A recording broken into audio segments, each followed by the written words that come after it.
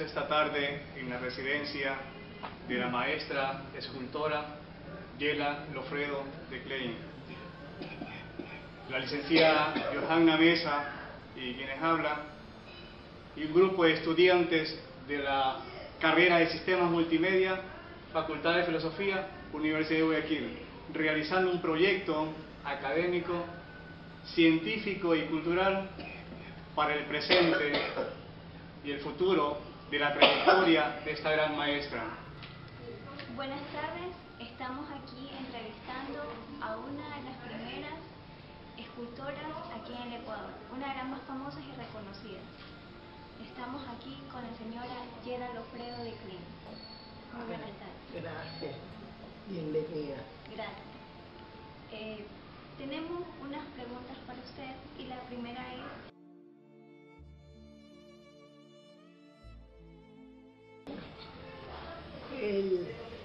el entusiasmo que había en esa época por estudiar arte era contagioso. Todo el mundo quería aprender arte. Entonces me acerqué yo a donde el rector de la Escuela de Bellas Artes, el escultor Alfredo Palacio, quien era rector en esa época, y le pregunté que si ya mamá con hijo aceptaban ellos alumnas, porque yo me casé de 18 años y entonces, jovencita, ya recién graduada del colegio de señoritas Guayaquil, estudié después escultura, dibujo y decoración en Bellas Artes, que en esa época era un colegio de prestigio, donde hombres y mujeres iban a estudiar. Y había en la escuela vespertina, en la que yo asistía, y la escuela nocturna. Y naturalmente tuve la suerte de tener excelentes profesores y alumnos que pasaban de los 12 años, de 15 años que entraban, pero con el amor e interés de aprender arte. Por supuesto que en eso incentivaba a todas las personas que íbamos a estudiar, y los profesores se entusiasmaron al ver que los alumnos eran muy, por un lado, interesados en el arte. Y un profesor que comienza a los alumnos a preguntar, se entusiasma porque sabe que hay interés de aprender. Como yo ya fui joven, pero mamá con hijos, a estudiar a Bellas Artes. Mientras mis hijos iban a la escuela, yo iba a la Escuela de Bellas Artes a aprender arte.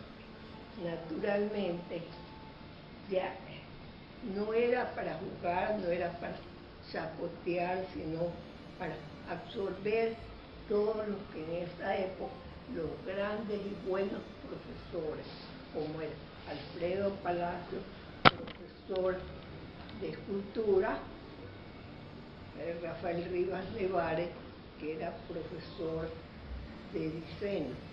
Entonces, y habían otros profesores, pero naturalmente los que a uno más me atraía la escultura y el diseño, porque uno daba rienda suelta a la creatividad.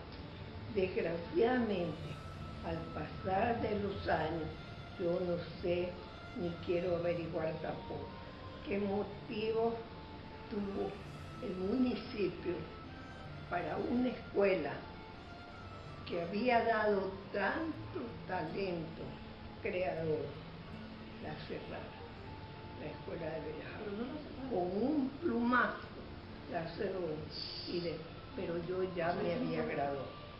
Y entonces me dio pena porque había muchos creativos que querían seguir Escuela de Bellas Artes.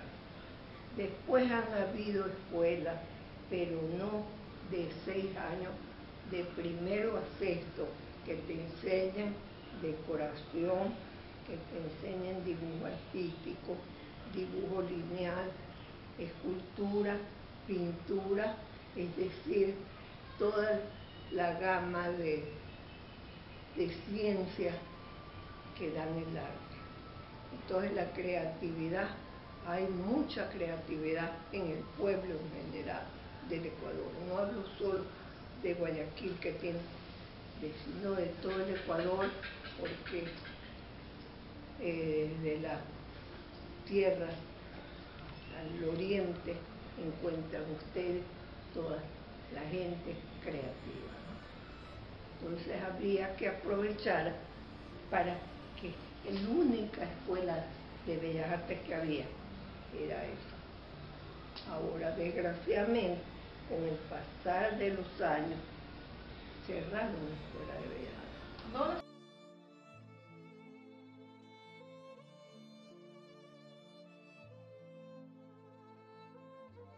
Eso cuando yo me casé, que tenía 18 años. Pero en mi casa eran 11 hijos, 8 hombres, 3 mujeres. Mi ñaña mayor mujer, la sexta mujer, y yo la penúltima mujer.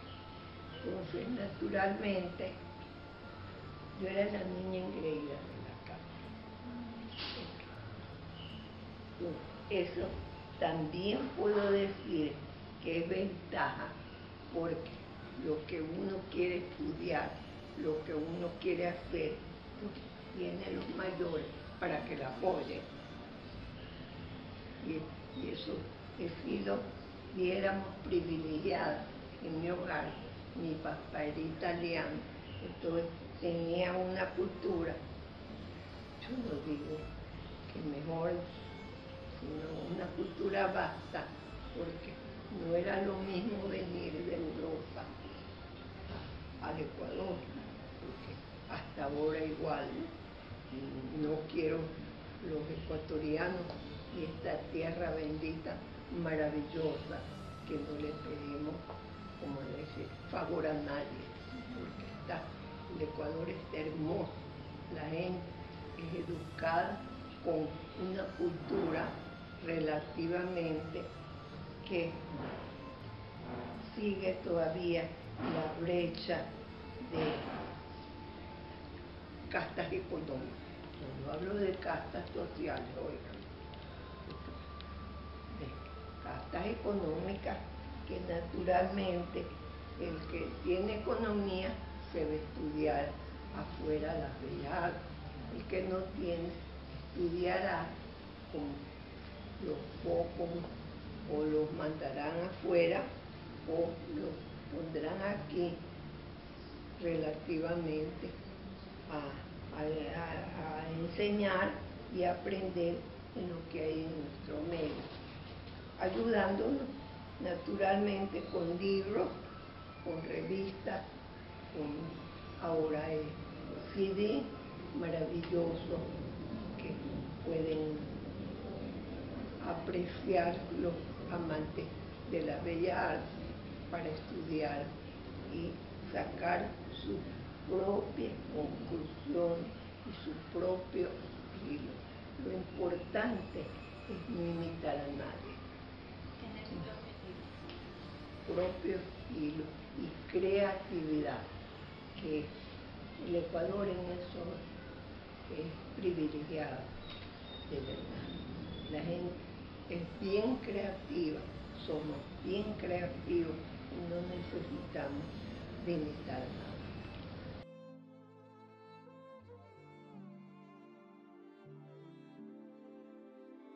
Naturalmente, la arqueología y el arte va así, de la mano, bien agarrado, porque naturalmente arqueología es las culturas que nos dieron nuestros antepasados, que era un pueblo maravilloso, porque si vamos a ver cada cultura de la que hemos absorbido nosotros, la cultura Valdivia era un matriarcado maravilloso, donde la mujer era el centro del poder y de la creatividad, porque a la mujer la tenían los hombres como una diosa por el hecho de dar fertilidad.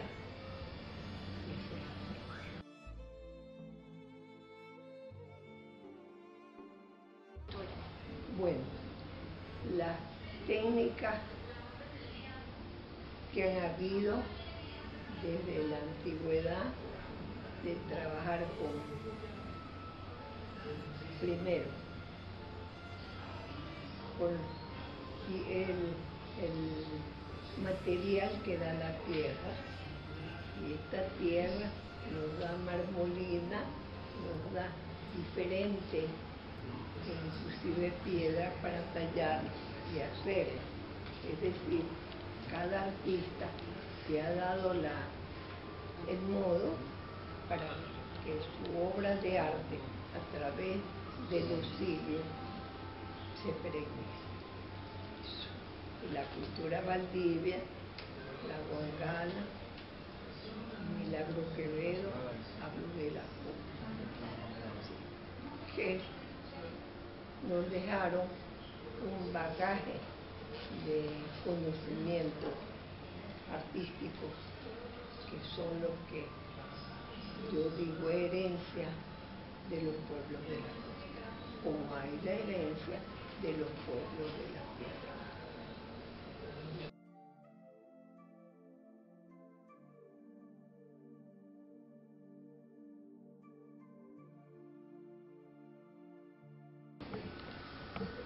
Bueno, una vez estaba yo con una exposición de escultura, que era una niña que estaba como pidiendo caridad, y entonces vino un hombrecito, sacó, en esa época había reales, sacó un real y me la puso ahí.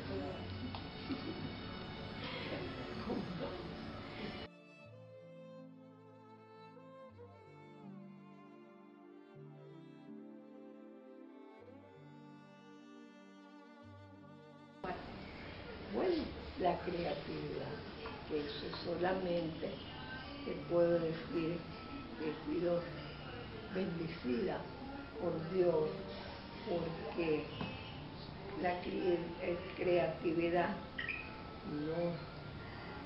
no se estudia, eso llega, es un don. ¿Sí?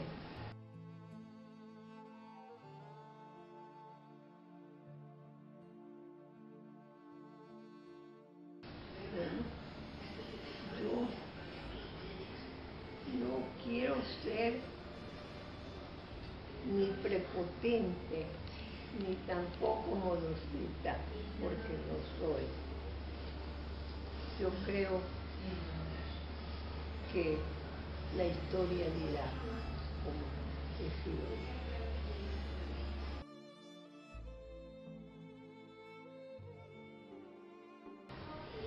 Mira,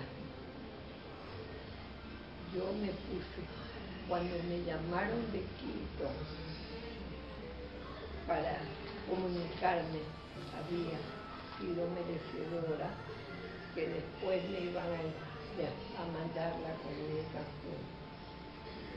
Se me hizo un nudo en la garganta, me puse a llorar, me dio una alegría, pero a la vez, como te digo, algo que nunca pensé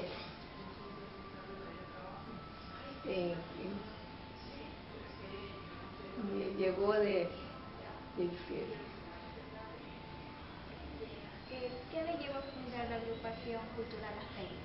Mire, el artista nato necesita apoyo. Un apoyo tanto el que tiene escasos recursos económicos como el que puede tener muchos recursos económicos, porque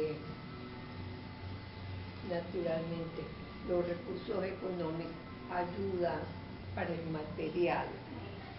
Y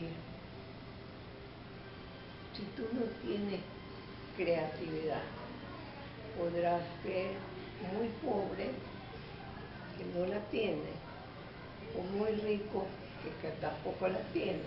Es una lotería que le manda, digo yo, mi papi Dios que está en el cielo, es un don. Entonces, con ese don, yo pienso que no hay que ser ni prepotente, ni tampoco humilde, porque lo que Dios le da es una calidad diferente que uno tiene que aprovechar. Esta calidad de creatividad no es para que uno se crea la divina pomada como el sanguchito, ni tampoco que soy una persona normal con mis sentimientos. Por supuesto que los artistas tenemos más sensibilidad en todo, desde la mirar al cielo para ver los colores que nos da la naturaleza, para ver lo que nos rodea en general, el árbol, la gente, el niño, es decir, todo lo que Dios nos ha dado para recrearnos. Y si tenemos la posibilidad de transmitir ese sentimiento de la pureza que da un niño, que da una persona, la podemos transmitir en obras de arte.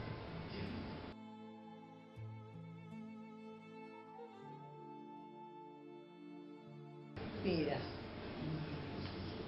hay piezas de joyería, no porque tengan piedras preciosas, sino si la han engarzado en una forma que te atrae la mirada, no por joya, sino por el trabajo elaborado. Por ejemplo, hay joyeros que de una piedra cualquiera te hacen un anillo, un prendedor o arete tan hermoso.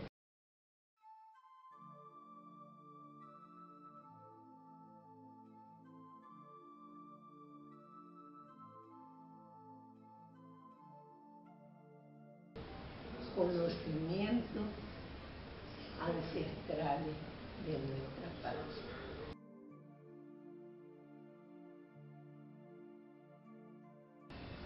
Forma, volumen y sentimiento.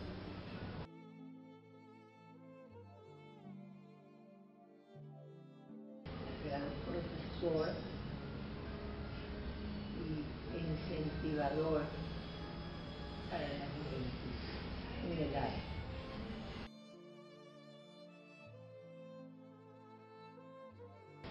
Arqueólogo famoso por sus estudios prehistóricos de nuestro país.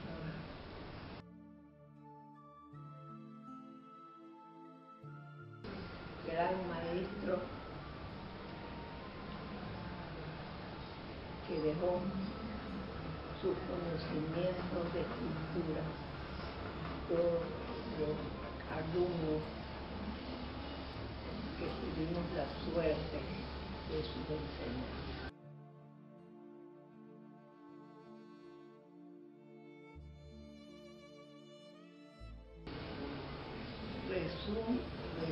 Recinto de tradiciones no solamente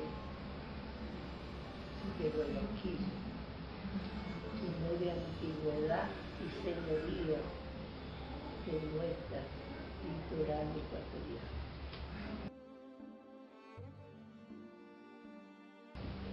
Bueno, algunos provechosos que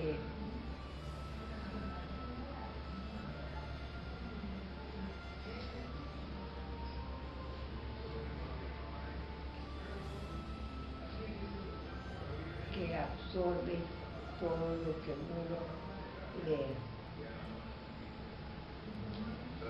pica en el alma.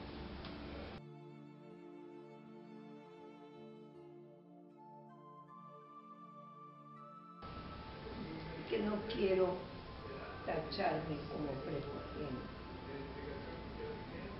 Para mí todas mis esculturas, mis exposiciones han tenido excelentes comentarios.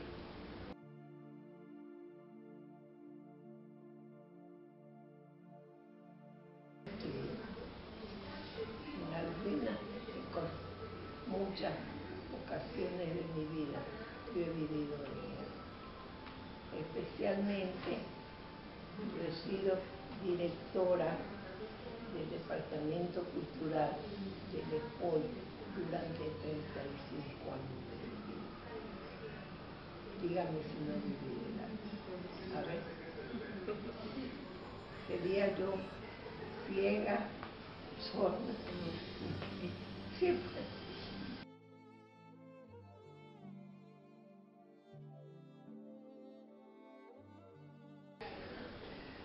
Bueno, no querría ser una crítica, porque no es mi intención hacerle daño a ningún gobierno, pero todos los gobiernos que han pasado no han dado el verdadero apoyo, tanto cultural como intelectual, para el artista nato. ¿Sí o no?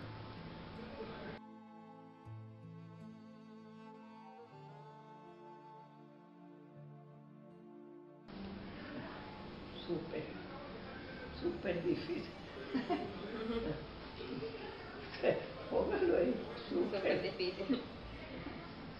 Siguiente. ¿Su estilo escultórico tiene alguna influencia de los grandes artistas plásticos?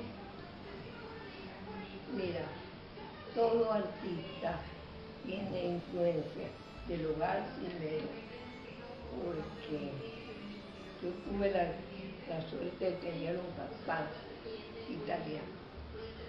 La cultura de mi papá ayudó bastante a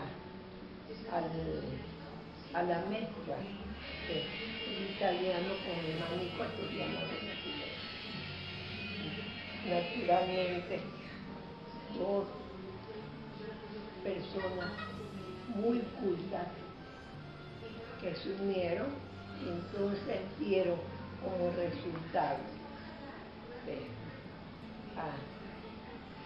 una hermana que era artista de celuloide en Hollywood, Ñaña Rosa Ultra. Después, mi ñaño Pepe le gustaba mucho y los 8 hermanos les gustaba mucho, incursionaba siempre en la bellas artes, porque eran Eduardo estudió pintura y algunos frescos de los tumbados de las iglesias hechos por él. Vivía de lo que pasa es que en esa época, no sé si por bohemio, nunca firmó la obra que él hacía. Y le cuento un anécdota, que él decía que las mujeres estaban retratadas en los frescos de las iglesias, eran mujeres coquetas que él había plasmado en él. Por lo general, él era bien coqueto y pícaro, y naturalmente yo no creo que él ha de haber cogido alguna santa para haberla hecho reproducción, sino que como era coquetizo, alguna mujer de las mujeres que tuvo están plasmadas en la iglesia San Francisco, etcétera, de Guayaquil y de algunos pueblos, porque era terrible. Se llamaba Eduardo Lofredo Rodríguez, pero pintaba, perdona la expresión, maravilloso. Como estudiantes de sistemas multimedia, realizamos este proyecto académico para mostrar la trascendencia de la artista guayaquileña Yela Lofredo de Klein en beneficio de nuestra cultura ecuatoriana y principalmente de la escultura.